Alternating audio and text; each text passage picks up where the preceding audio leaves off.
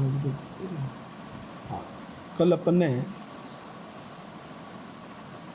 BCom part second corporate accounting, कल अपन ने ऋण पत्रों के निर्गमन की प्रविष्टियाँ, जिसमें 4 केस इंस्टॉलमेंट में किस्तों में भुगतान की प्रविष्टियाँ का अध्ययन किया था। आज अपन ऋण पत्रों के निर्गमन की रोकड़ के अलावा अन्य प्रतिफल के बदले में ऋण पत्रों का कैसे निर्गमन करें उसकी प्रविष्टियों का अध्ययन करेंगे। अब देखो, ऋण पत्रों का नकद के अतिरिक्त अन्य प्रतिफल में निर्गमन। पहला है अन्य प्रतिफल का मतलब रोकड़ नहीं, अदर देन कैश। कोई संपत्तियाँ खरीदी, मशीन खरीदी, चालू व्यापार खरीद लिया, अन्य कोई संपत्ति खरीदी और वेंडर को अपन ने भुगतान के तौर पर डिबेंचर इश्यू कर दिया, उसको कहते हैं नकद के अतिरिक्त अन्य प्रतिफल के लिए निर्गमन। अब अपन सपोज मशीन खरीदी और वेंडर को डिबेंचर देने हैं, तो पहले एंट्री हो जाएगी मशीन खरीदने की, उधार मशीन खरीदने की एंट्री, मशीन अकाउंट दिया तो वेंडर। अब वेंडर को भुगतान के तौर पर अपन ने डिबेंचर दिए तो वेंडर अकाउंट दिया तो डिबेंचर। अब इसी प्रकार मान लो चालू व्यापार चल रहा है, किसी का व्यापार चला है तो उसकी संपत्ति दायित्व तो भी खरीद सकते हैं, तो एंट्री हो जाएगी सन्ड्री एसेट्स अकाउंट दिया to sundry liabilities to vendor. इसका मतलब ये हुआ संपत्ति खरीदी, एसेट्स आई, लाइबिलिटी सीआर और वेंडर हमारा लेनदार हो गया, सीआर हो गया। अब इस वेंडर को भुगतान करना है तो कैसे भुगतान करें, तो पाने वाला वेंडर। अब वेंडर को डिबेंचर इशू 3 प्रकार से कर सकते हो, डिस्काउंट पे, प्रीमियम पे और सम मूल्य पे।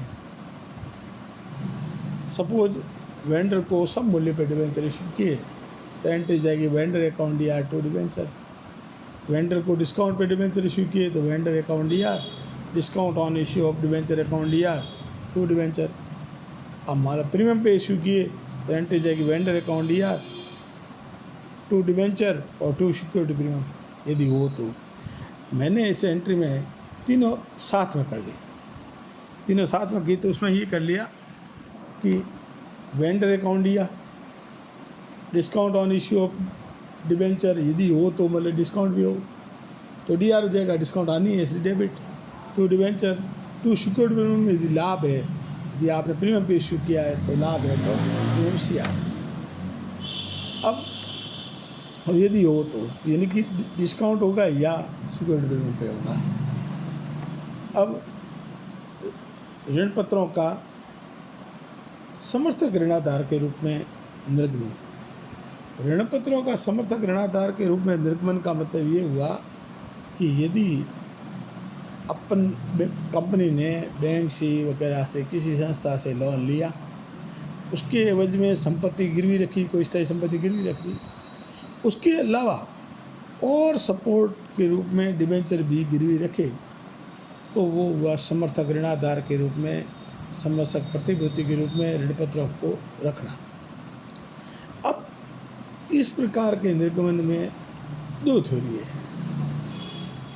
पहली थ्योरी तो ये कहती है, कुछ विद्वान तो ये कहते हैं कि इसकी कोई प्रविष्टि नहीं करने, क्योंकि तो आपने इशू किए नहीं है, समर्थक ऋणाधार के रूप में रखे हैं तो आपको नो एंट्री। अब अपन सोचा कि नो एंट्री करेंगे तो पता क्या चलेगा कि इतने डिबेंचर कोलेटरल सिक्योरिटी के रूप में है, तो बैलेंस शीट में लाइबिलिटी साइड में दायित्व पक्ष में लोन के कोष्टक में लिख लेंगे कि डिबेंचर इतने 1000 के डिबेंचर या इतने रुपए के debenture deposit as a collateral security. इससे मालूम पड़ जाएगा कि लोन लिया है, उसके पीछे समर्थक ऋणाधार के रूप में डिबेंचर रखे हुए हैं। अब दूसरी विधि, कुछ विद्वान कहते हैं कि नहीं एंट्री करनी चाहिए, तो जो लोग कहते हैं एंट्री करनी चाहिए तो पाने वाला अकाउंट बैंक तो है नहीं, बैंक अकाउंट डीआर का तो बैंक तो थोड़ी है, मतलब हमने इश्यू तो किया नहीं, तो अब पाने वाला अकाउंट के debenture suspense. Debenture suspense account D R to debenture. अब एक डी आर है एक सी आर है, डिबेंचर तो लाइबिलिटीज में जाएगा और सस्पेंड डी आर है तो एसेट साइड में जाएगा। अब एक्चुअल में ये एंट्री कोई डिबेंचर इशू की है नहीं, इसलिए उन्होंने क्या किया कि डिबेंचर अपन क्या करते हैं बैलेंस शीट के लाइबिलिटी साइड में जब डिबेंचर दिखाते हैं सिक्योर्ड लोन में तो उसके नीचे लिख देते हैं लेस डिबेंचर सस्पेंस अकाउंट, तो उससे क्या हो जाएगा डिबेंचर में से वो डिबेंचर लेस हो जाएंगे तो उसका प्रभाव बैलेंस शीट पे नहीं पड़ेगा, बैलेंस शीट मिल जाएगी। डिबेंचर पर्टिकुलर कॉलम में लाइबिलिटी साइड में डिबेंचर अकाउंट दिखा दिए कि सपोज 10 लाख है, नीचे लिख दिया डिबेंचर सस्पेंस 10 लाख, तो डिबेंचर में से डिबेंचर कट गया तो बस आगे उसका प्रभाव पड़ा नहीं, आगे अमाउंट के कॉलम में नहीं ला जाएगा और वो उसका प्रभाव नहीं पड़ेगा, पता चल जाएगा कि ये हमारे डिबेंचर कोलेटरल सिक्योरिटी के रूप में पड़े हैं। तो आज अपन ने कल जो पढ़े थे, कल डिबेंचर का जो पढ़ा था वो इन इंस्टॉलमेंट पढ़ा था।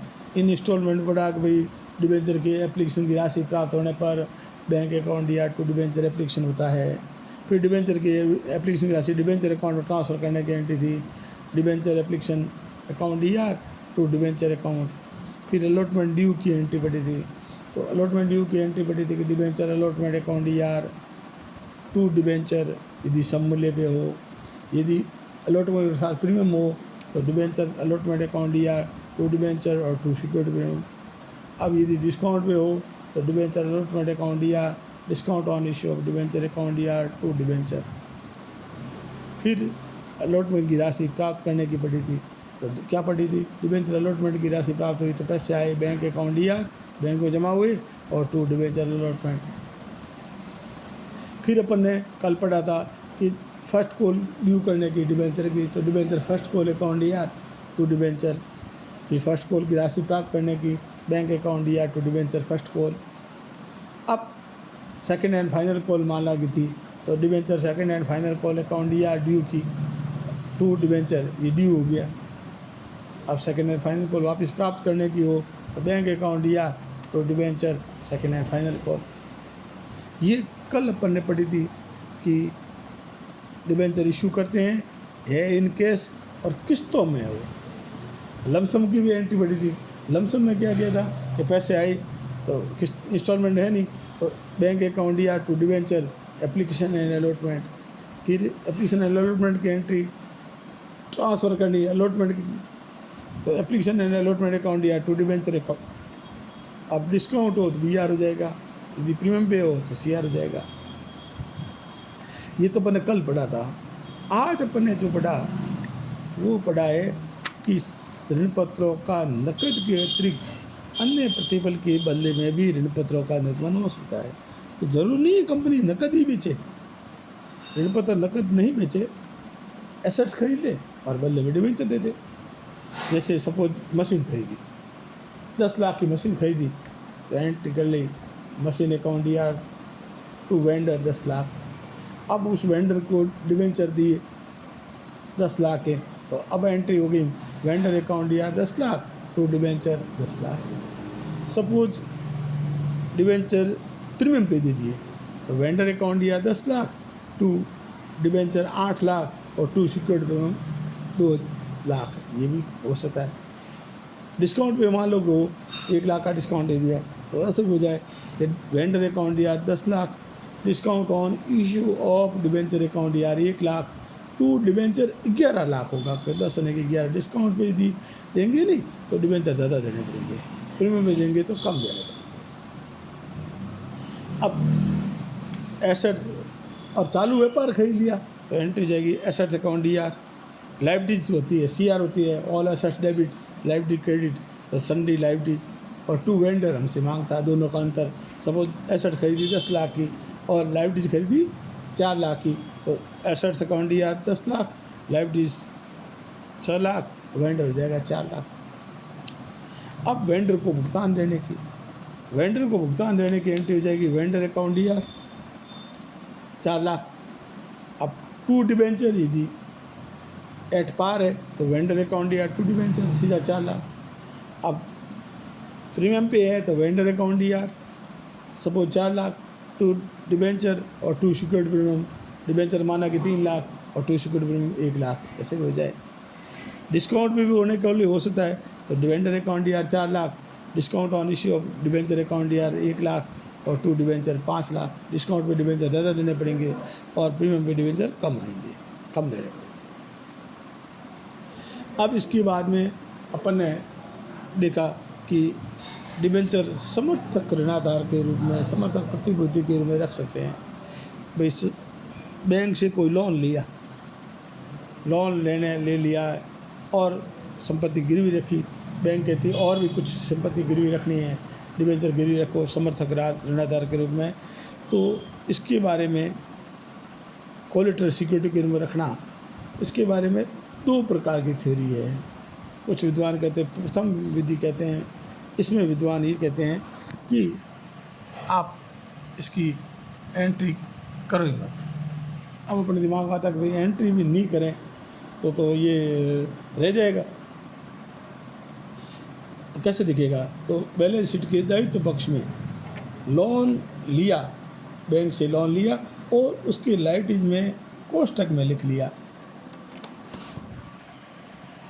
कोष्ठक में लिख लिया, बैंक से लोन लिया उसके कोष्ठक में लिख लिया कि debenture deposit as a collateral security अमुक इतना लाख रुपए के, तो हो जाएगा।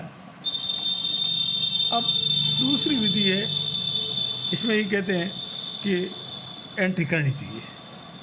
अब जो लोग इस विधि को मान्यता देते हैं वो कहते हैं कि एंट्री करनी। अब डिबेंचर दिए तो बैंक अकाउंट DR कर दे, तो बैंक को तो इश्यू कर दी, वो भी नहीं है, तो अपन क्या करेंगे? पाने वाला कौन है? डिबेंचर सस्पेंस, एंट्री कर देते हैं। दूसरी विधि में समर्थक प्रतिभूति के रूप में डिबेंचर रखने की एंट्री होती है debenture suspense account DR, debenture suspense account DR to debenture. अब इसको दिखा हुआ कैसे बैलेंस शीट में? दिखाने के लिए पीछे लॉजिक ये है, दिखाने के लिए कि डिबेंचर लाइबिलिटीज है, सिक्योर लोन में जाता है तो डिबेंचर लाइबिलिटीज है, तो बैलेंस शीट के लाइबिलिटीज साइड में दिखा दें। अब एक तरीका डिबेंचर को बैलेंस शीट में लाइबिलिटीज में दिखाए तो लाइबिलिटीज का योग बढ़ जाएगा, तो एसेट में भी कुछ दिखाना चाहिए। तो कुछ विद्वानों ने ये कह दिया कि इसको अलग से ना दिखा के डिबेंचर को बैलेंस शीट की लाइबिलिटीज में इनर कॉलम में दिखाया और उसके नीचे लिख लिया less debenture suspense, debenture suspense. तो अब डिबेंचर अकाउंट में से डिबेंचर सस्पेंस लेस हो जाएगा, तो उसे क्या हो जाएगा कि घट जाएगा, तो बैलेंस शीट में इसका प्रभाव नहीं पड़ेगा। कहने का मतलब ये केवल एक एज ए काल्पनिक एंट्री टाइप हुई कि भाई ध्यान रहे कि डिबेंचर, इतने डिबेंचर हमारे कोलेटरल सिक्योरिटी के रूप में रखे हुए हैं और और बैलेंस डिबेंचर का बैलेंस शीट में प्रभाव ही नहीं पड़े और पता भी चले ऑडिट करने वाला को, CA वगैरह को पता चल जाए भाई डिबेंचर इतने इस कंपनी के लोन लिया हुआ है, इतने रुपये का लोन लिया हुआ है और इतने रुपये के डिबेंचर इसमें कोलेटरल सिक्योरिटी के रूप में रखे हुए हैं, इससे पता चल जाता है। तो अपन ने ऋण पत्रों का नकद के अतिरिक्त अन्य प्रतिफल के रूप में निर्गमन की आज एंट्रियों का अध्ययन किया। अब उसमें सवाल आता है भाई जैसे फर्नीचर खरीदा, एसेट खरीदी, तो एंट्री हो गई furniture account DR to vendor. अब वेंडर को डिबेंचर देने हैं तो एंट्री हो जाएगी vendor account DR to debenture. Discount पे देने हैं तो डिस्काउंट अकाउंट DR हो जाएगा। प्रीमियम पे देने हैं तो प्रीमियम अकाउंट CR हो जाएगा। इसके अलावा ऋण पत्रों का समर्थक ऋणाधार के रूप में एंट्री पड़ी अपन ने। भाई ऋण पत्रों के समर्थक ऋणाधार के रूप में जो अपन ने डिबेंचर रखे हैं तो उसकी 2 थ्योरी पड़ी। प्रथम विधि ये पड़ी कि कोई भी एंट्री नहीं करनी, केवल लोन लिखा उसके कोष्टक में लिख लो भाई डिबेंचर इतने रुपए के डिबेंचर कोलेटरल सिक्योरिटी मेरे में रखे हुए हैं, तो ये भी सही है। दूसरी विधि कहती है कि नहीं रखनी चाहिए एंट्री, तो वो कहते हैं कि डिबेंचर पाने वाला कौन के डिबेंचर सस्पेंस, तो debenture suspense account ER to debenture.